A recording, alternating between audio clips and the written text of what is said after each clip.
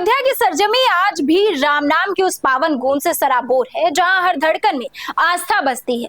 लेकिन इसी आस्था की छांव में जब राम मंदिर से जुड़े चंदे पर सवाल उठते हैं तो सियासत का तापमान अपने आप बढ़ जाता है।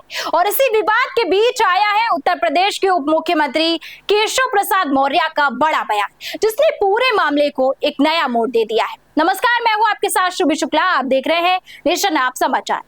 अयोध्या में बन रहे भव्य राम मंदिर के निर्माण से जुड़े चंदे में कथित अनियमितता को लेकर उठे विवाद ने राजनीतिक हलकों में हलचल मचा दी है। इस पूरे मामले पर उप मुख्यमंत्री केशव प्रसाद मौर्य ने कड़ा रुख अपनाते हुए स्पष्ट कहा है कि अगर किसी ने भी गलत काम किया है तो उसे किसी भी सूरत में बख्शा नहीं जाएगा और कानून अपना काम पूरी सख्ती से करेगा।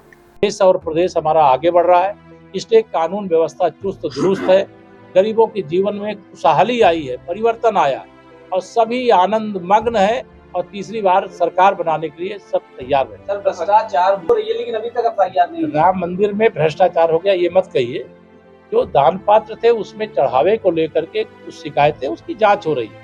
लेकिन हमें पूरा विश्वास है कि भगवान श्री राम के लिए चढ़ावे का पैसा चाहे जिसने खाया होगा वह उसका सुख नहीं भोग सकता है। वो पैसा तो जांच के बाद जो दोषियों को रिकवर होगा। हनुमान जी महाराज राम जी के भक्त हैं और हनुमान जी सब ठीक करेंगे।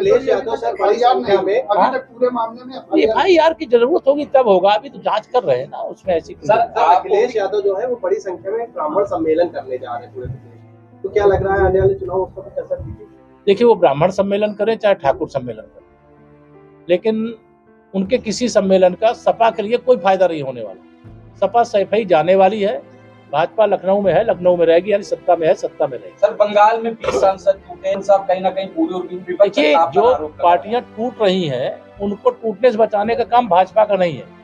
अगर कोई पार्टी टूट रही है तो उस पार्टी की कमी है। अगर परिवारवाद करोगे, भ्रष्टाचार करोगे, गुंडागर्दी करोगे तो उनको जो उनके दलों में है उनका राजनीतिक भविष्य अंधकार में दिखाई देता है। वो कोई दूसरे दल का ठिकाना इसमें से कोई भाजपा में नहीं आया है। केशव प्रसाद मौर्य ने मीडिया से बातचीत में कहा कि राम मंदिर केवल एक निर्माण परियोजना नहीं बल्कि ये करोड़ों लोगों की आस्था, विश्वास और भावनाओं से जुड़ा हुआ विषय है। ऐसे में इसके हर कार्य में पारदर्शिता सर्वोच्च प्राथमिकता होनी चाहिए। उन्होंने यह भी कहा कि जो लोग बिना ठोस प्रमाण के आरोप लगा रहे हैं उन्हें तथ्यों के आधार पर बात करनी चाहिए, न कि केवल राजनीतिक लाभ के लिए माहौल को खराब करना चाहिए।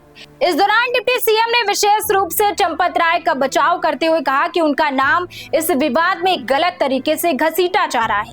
उन्होंने कहा कि चंपत राय लंबे समय से राम मंदिर आंदोलन और निर्माण कार्य से जुड़े रहे हैं और उनका योगदान सम्माननीय है। मौर्य ने कहा कि चंपत राय पूजनीय है और उनके बारे में गलत धारणा बनाना उचित नहीं है। उनके इस बयान को राजनीतिक और सामाजिक दोनों स्तर पर महत्वपूर्ण माना जा रहा है, क्योंकि ये सीधे तौर पर आरोपों के बीच एक स्पष्ट समर्थन के रूप में देखा जा रहा है। ये पूरा विवाद तब सामने आया जब सोशल मीडिया और कुछ राजनीतिक दलों की ओर से ये आरोप लगाए जाने लगे कि राम मंदिर निर्माण के लिए देश भर से एकत्र किए गए चंदे में पारदर्शिता की कमी हो सकती है या धन का सही उपयोग नहीं हुआ है। इन आरोपों के बाद मामला केवल प्रशासनिक नहीं रहा बल्कि एक बड़ा राजनीतिक मुद्दा बन गया है। विपक्षी दलों ने इस पूरे मामले की स्वतंत्र जांच की मांग की है। उनका कहना है कि जब जनता से दान लिया जाता है तो उसके उपयोग की पूरी जानकारी सार्वजनिक होनी चाहिए ताकि किसी भी तरह की शंका की गुंजाइश ना रहे। सत्ता पक्ष इन आरोपों को पूरी तरह से बेबुनियाद और राजनीतिक से प्रेरित बता रहा है। भाजपा नेताओं का कहना है कि राम मंदिर जैसे संवेदनशील और आस्था से जुड़े विषय को जानबूझकर विवादों में घसीटा जा रहा है ताकि जनता के बीच भ्रम फैलाया जा सके।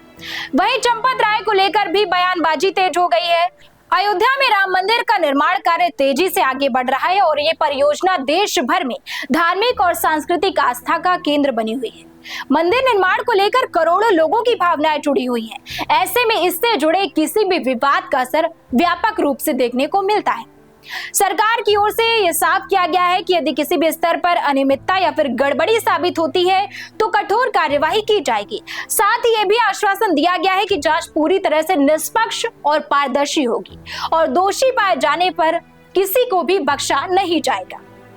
फिलहाल राम मंदिर चंदा विवाद आरोपों, सफाई और सियासी बयानबाजी के बीच उलझा हुआ है।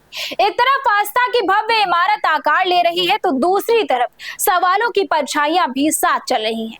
अब देखना यह होगा कि सच की रोशनी इस विवाद पर कब और कैसे पड़ती है। तब तक के लिए हमारे साथ जुड़े रहिए और देखते रहिए नेशन आप समाचार।